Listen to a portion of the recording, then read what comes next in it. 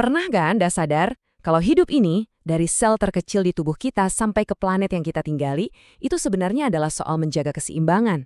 Nah, beberapa menit ke depan, kita bakal kupas tuntas gimana keseimbangan ini dijaga, apa yang terjadi kalau terancam, dan gimana pertarungan di dalam diri kita ternyata mencerminkan pertarungan untuk dunia kita.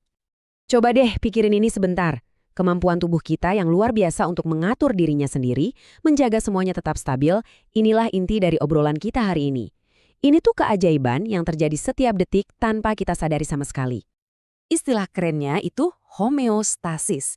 Dan ini nggak cuma soal suhu ya, ini tentang menjaga kadar gula darah, tekanan darah, keseimbangan air, semuanya harus pas dalam rentang yang sangat sempit supaya kita bisa tetap hidup. Inilah fondasi dari semua yang akan kita bahas. Terus siapa dong yang kerja keras di level sel buat ngejaga semua ini? Jawabannya, enzim. Anggap saja mereka ini katalisator biologis, para pekerja super sibuk yang mempercepat semua reaksi kimia di tubuh kita.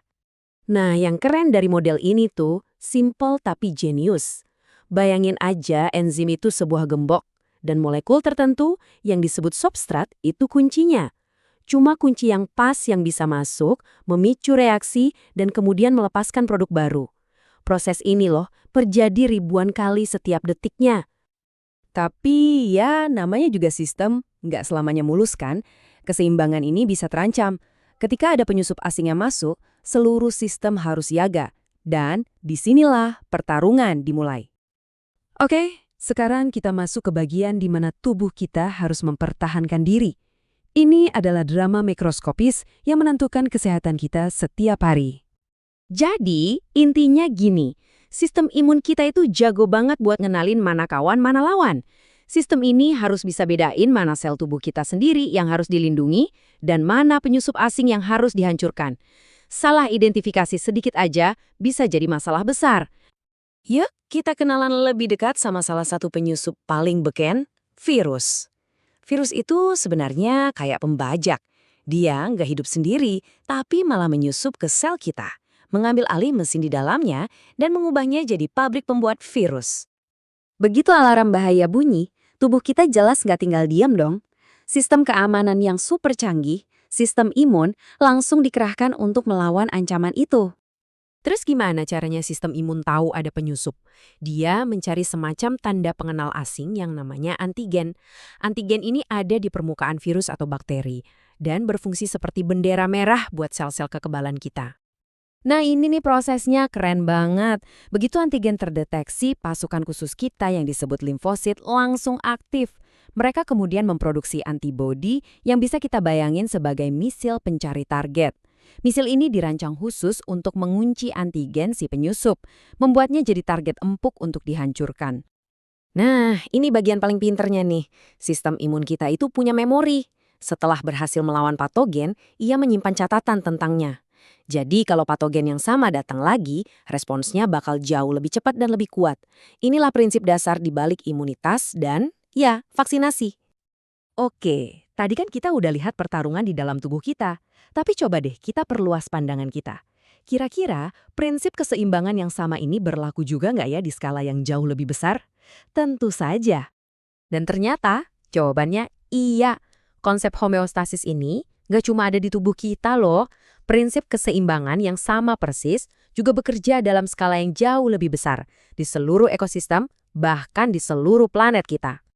Di sini kelihatan banget bedanya. Ekosistem yang sehat itu wah kayak sistem daur ulang yang sempurna. Energi mengalir, nutrisi berputar, populasi stabil. Tapi begitu keseimbangannya goyang, sistemnya mulai ambruk. Mirip kayak sel punya enzim, ekosistem juga punya pemain-pemain dengan tugasnya masing-masing. Ada produsen kayak tumbuhan yang menangkap energi matahari. Ada konsumen seperti kita yang makan produsen. Dan yang gak kalah penting, ada pengurai yang mendaur ulang semuanya kembali ke awal. Setiap peran ini krusial untuk menjaga keseimbangan.